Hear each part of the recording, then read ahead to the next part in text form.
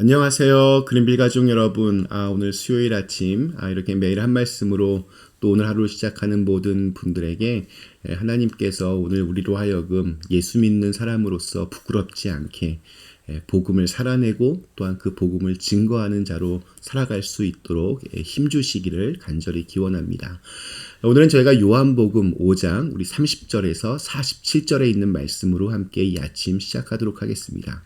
요한복음 5장 30절에서 47절 말씀. 내가 아무것도 스스로 할 수 없노라. 듣는 대로 심판하노니 나는 나의 뜻대로 하려 하지 않고 나를 보내신 이의 뜻대로 하려 함으로 내 심판은 의로우니라. 내가 만일 나를 위하여 증언하면 내 증언은 참되지 아니하되 나를 위하여 증언하시는 이가 따로 있으니 나를 위하여 증언하시는 그 증언이 참인 줄 아노라.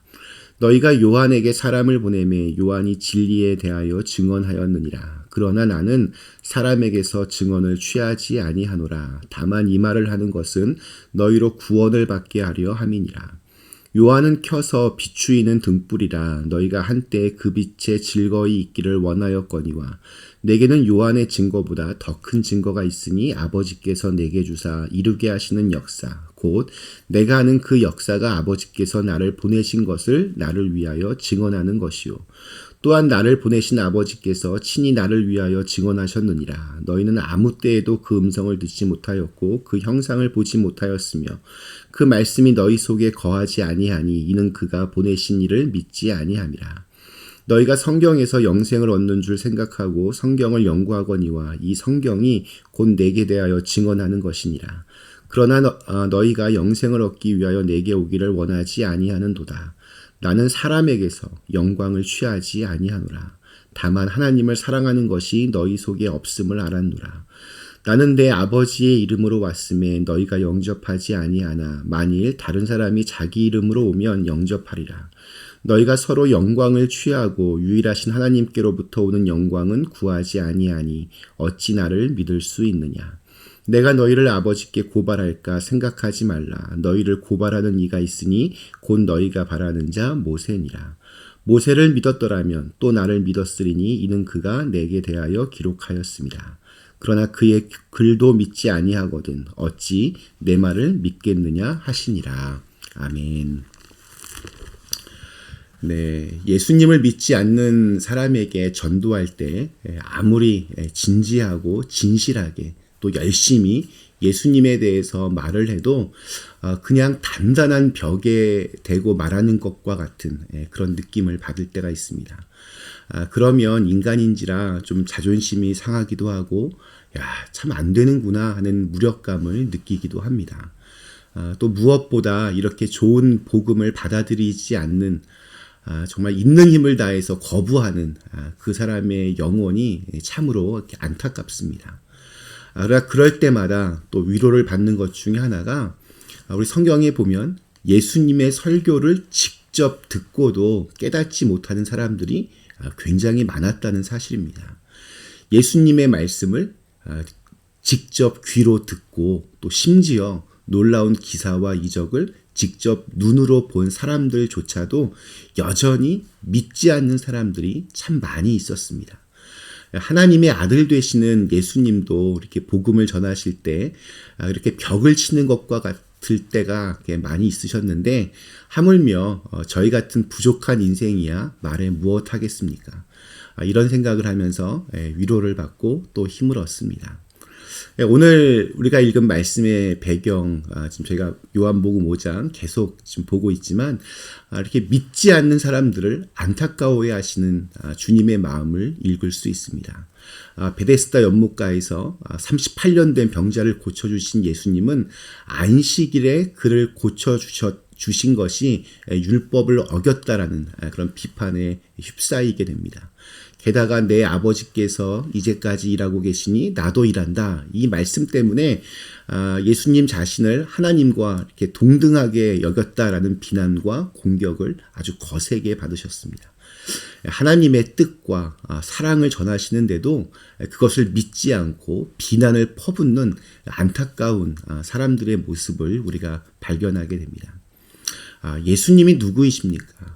예수님이 왜 이 땅에 오셨습니까? 예수님은 자신의 말을 믿지 않는 사람들에게 먼저 세례 요한의 사역에 대해서 말씀을 하십니다. 세례 요한은 예수님께서 오시는 길을 예비한 그러한 사람이었습니다.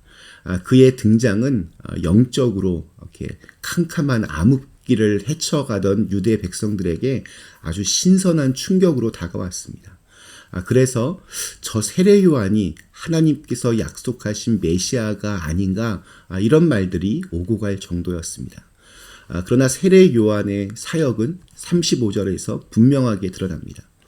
요한은 켜서 비추이는 등불이라 너희가 한때 그 빛에 즐거이 있기를 원하였거니와. 그는, 이 세례 요한은 등불이었지 빛 자체는 아니었습니다. 그는 예수님을 유다 백성들에게 소개하는 역할을 감당했습니다.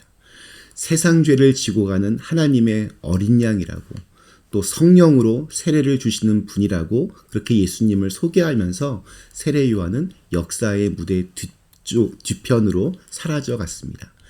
자신의 말처럼 예수님의 사역이 이렇게 흥해가는 것을 보면서 자신은 쇠락의 길을 걸어갔습니다. 예수님은 또한 36절에서 당신이 하시는 일에 대해서 이렇게 말씀하십니다. 제가 현대인의 성경으로 한번 읽어보겠습니다. 그러나 내게는 요한의 증거보다 더 큰 증거가 있다. 아버지께서 완성하라고 나에게 맡기신 일, 곧 지금 내가 하고 있는 바로 그 일이 아버지께서 나를 보내셨다는 것을 증거하고 있다.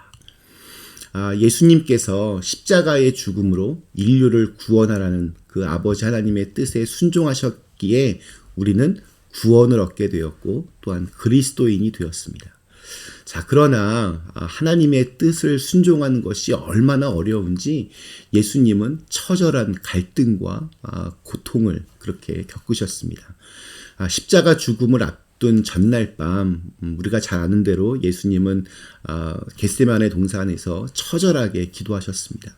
아버지여, 만일 아버지의 뜻이거든 이 잔을 내게서 옮기시옵소서. 그러나 내 원대로 마시고 아버지의 원대로 되기를 원하나이다. 예수께서 힘쓰고 애써 더욱 간절히 기도하시니 땀이 땅에 떨어지는 핏방울같이 되더라. 여러분, 참된 그리스도인이란 자기가 하고 싶은 일을 좀 포기하고 하나님께서 원하시는 것을 찾아서 그것을 하려고 노력하는 사람입니다. 왜냐하면 그리스도인은 내 마음의 중심에 예수 그리스도가 계셔서 나의 삶을 주관하시고 이끌어 가신다 믿기 때문입니다. 보내신 이의 뜻대로 완벽하게 그렇게 예수님은 이 땅에서 사셨고 또 구세주로서 그 뜻을 십자가에서 이루어 주셨습니다. 그래서 하나님께서 친히 예수님께서 하나님의 아들이심과 구원자이심을 증언해 주시는 겁니다. 또한 구약 성경 말씀 전체가 예수님에 대해서 증언하고 있습니다. 우리 39절 말씀, 너희가 성경에서 영생을 얻는 줄 생각하고 성경을 연구하거니와 이 성경이 곧 내게 대하여 증언하는 것이니라. 이때는 당연히 신약 성경은 없었습니다. 구약만 있었습니다. 유대인들은 성경에 영생이 있다고 믿었기에 날마다 성경을 가까이 하려고 노력했습니다. 그들은 이 구약의 내용을 누구보다도 더 잘 알고 있다고 자부했습니다. 그러나 그들은 그 속에서 담긴 진리, 예수 그리스도를 발견하지 못했습니다. 그들의 열심은 고장난 나침판처럼 잘못된 방향을 그렇게 쫓아갔습니다. 하나님의 말씀이 아닌 자신들이 만든 인위적인 종교 전통과 종교 행위에 대한 열심이었습니다. 그릇된 그들의 열심은 도리어 성육신하신 예수 그리스도를 거부하는 결과로 이어졌습니다. 그러나 여러분, 성경의 목적은 분명합니다. 진리이신 예수님을 믿음으로 저희로 하여금 구원에 이르게 하기 위함입니다. 예수님은 여러 이러한 증거에도 불구하고 자신을 믿지 않는 유대인들에게 안타까운 마음을 전하십니다. 제가 40절 우리 현대인의 성경에 보면 이렇게 기록되어 있습니다. 그런데도 너희는 나에게 와서 영원한 생명을 얻으려고 하지 않는구나. 그들이 예수님을 믿으려고 하지 않는 그 이유가 44절에 나옵니다. 너희가 서로 영광을 취하고 유일하신 하나님께로부터 오는 영광은 구하지 아니하니 어찌 나를 믿을 수 있느냐. 그러니까 그들이 믿지 못하는 중요한 이유는 하나님께서 주시는 영광보다는 자신의 영광, 세상의 영광을 구하기 때문이었습니다. 아마 이들의 마음에는 하나님을 사랑하는 마음이 없을 뿐만이 아니라 하나님께로부터 오는 영광도 구하지 않았습니다. 오래전부터 그들의 목표는 하나님을 찬양하는 것이 아니라 사람들로부터 존경과 칭송과 찬양을 받는 것이었습니다. 이런 그들에게 예수님은 구원자가 아닌 자신들의 어떤 그 기득권을 위협하는 정말 눈의 가시와 같은 그런 존재일 뿐이었습니다. 그래서 계속해서 예수님을 미워했고 결국에는 예수님을 죽였습니다. 그러나 우리 예수님은 이러한 업신여김을 당하면서도 그들을 향한 애타는 마음을 숨기지 않으십니다. 우리 34절의 마지막 문장이 이런 예수님의 마음을 엿볼 수 있습니다. 다만 이 말을 하는 것은 너희로 구원을 받게 하려 함이니라. 예수님은 자신을 박해하고 심지어 죽이려는 마음을 품은 그런 사람들마저도 외면하지 않으셨습니다. 도리어 그들의 영혼을 불쌍히 긍휼히 여기셨습니다. 멈추지 않으시고 계속해서 말씀을 전하셨습니다. 오늘 하루 정말 돌같이 딱딱하게 굳어버린 이들을 향해서 여전히 안타까운 마음으로 쉬지 않고 복음을 전하셨던 그 예수님을 본받아서 우리들도 때를 얻든지 못 얻든지 그렇게 복음을 증거하며 살아가실 수 있기를 간절히 기원합니다. 잠시 함께 기도하시겠습니다. 좋으신 하나님, 오늘도 저희에게 새로운 날 주심을 감사하며 또 오늘 하루도 우리의 삶이 온전히 주님께로 향하여지고 또 주님을 향해 눈이 열려지기를 간절히 원합니다. 예수님, 우리를 위하여 오신 구원자, 구세주이신 그분을 믿고 따르며 그분을 증거할 수 있는 사람으로 살아갈 수 있도록 우리에게 힘과 지혜를 더하여 주시옵소서. 예수님의 이름으로 간절히 기도드리옵나이다. 아멘.